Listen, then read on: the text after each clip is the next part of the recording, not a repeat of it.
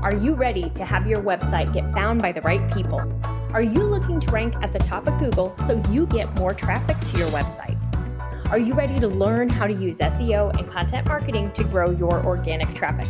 If so, you are in the right place, my friend. Welcome to the Simple SEO Content Podcast. Hi, and welcome back. So today I want to talk about your podcast and why it's not growing. And if you don't have a podcast yet, I'm going to just ask the question, why not? You're here, you're learning about SEO, you have a website, you have a blog, or you're building your website. A podcast is the natural next step because, my friend, you already have the content. If you have a blog, you have content because all it is you talking to your ideal customer and sharing the same information that's in your blog so that they can consume it in whatever format they prefer. Some people prefer to listen. So if you don't have a podcast yet, I kind of am wondering why not, because it is one of the best ways that you can connect with your audience and nurture them and help them get to know you and build that connection. And it can be an amazing way for you, my friend, to grow your business because people connect, they start listening to you, they start to look to you as a resource, and they want to then buy from you. I can't tell you how often I get inquiries to the website or new students signing up for my programs because they listen to the podcast. And I love the podcast for you. I hope that you look forward to it each week. It lights my heart up when you tell me, Rachel, I've binged. I've listened to every episode. I'm waiting for the next one. The next one is always on Tuesday morning. So if you don't have one yet, go ahead and get signed up for Simple Podcast SEO because I will walk you through exactly how to do it step by step by step. That page is on the website. You can find it at etchedmarketing.com/enroll. It also has a best practices bonus, which will walk you through how to actually set your podcast up, what to do as far as like how I host it, where I record it. It gives you all of that information along with some affiliate, got some discounts for the things that you'll need, etc., etc. So anyway, now we're going to pretend you're here and you've got a podcast and your podcast is not growing. Because that's a really common issue that I see most people I talk to really kind of struggle with that, especially in the beginning. I did too. I've been very honest about that. When I first started my podcast, it really didn't do a lot. The month that I went live and I recorded, I had 121 downloads.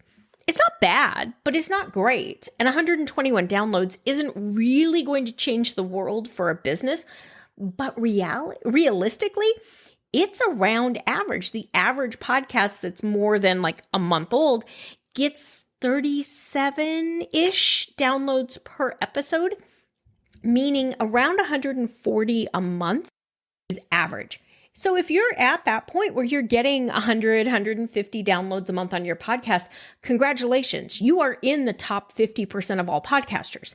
If you've gotten past like episode number 10, you are in the top, in the majority, in the top, what is it, like 20%? So many podcasts burn out really quickly because they haven't done SEO, they haven't optimized it, they're not growing.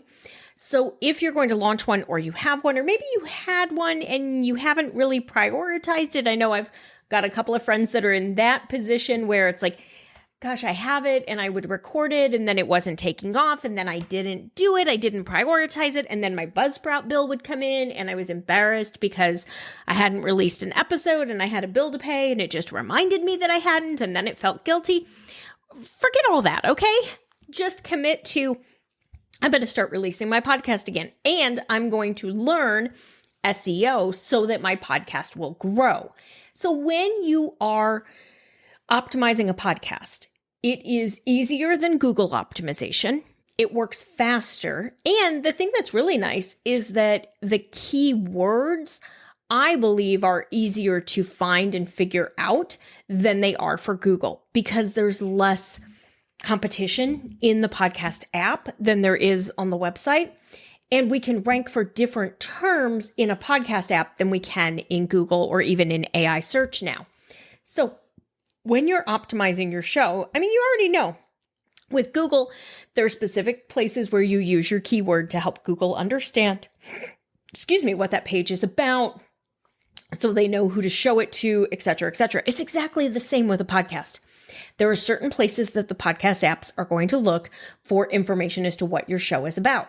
So those are going to be your show title. So when you are choosing a title for your show, think simple, straightforward, not cute or clever. You really want your person to be able to understand exactly what that show is about. So my show is called Simple SEO, and I give simple, easy to use, actionable SEO tips each week. If my show was labeled like Get Your Business Found or the Don't Be Invisible podcast, that would not actually tell anybody what it was about. Now, the Don't Be Invisible podcast could actually be about SEO, but nobody searching to learn how to get website traffic or how to build their business is probably searching Don't Be Invisible, because that could be about 9 million different things. So we really want to be very straightforward, SEO friendly. Ideally, we want to use a keyword in our show name, in our podcast title name, just because that's going to make it even easier to rank. The next place that you can do it is in your name. So when you're in your Buzzsprout account or whoever your host is, and you're putting your name in there, use a keyword. Do it the same way that we do like on Instagram, where we're optimizing our profile and we're using whatever term we want to go after, SEO coach, small business owner, small business coach, whatever it is. Put it there as well, because that's another place that they look for information as to what this show is about, who it's from, all of that. Then in your show description, you're going to want to also use your keywords, because that's going to help you to be more visible, because now they understand your content and it makes it easier for them to understand what your show is about. Then when we get to your actual podcast episodes, we also want to optimize those. Now, we may use the same keyword that we've used like to optimize your show name in episode titles, but we also can use secondary keywords. So this is where, like for me, SEO is one of my core keywords. It's everywhere. But I also do episodes like this on podcast SEO. So this episode is optimized for podcast SEO. If I do one on email marketing, it's optimized for email marketing, or it's optimized for online marketing. So I really want you to think about, who are you trying to attract? What words would they be using? And I want you to go ahead and use those words in your episode titles and your episode descriptions for each episode.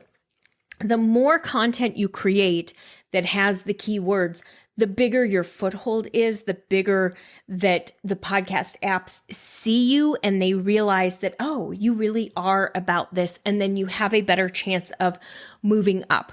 What I found when I started doing this, like I told you, I had my podcast for a few months.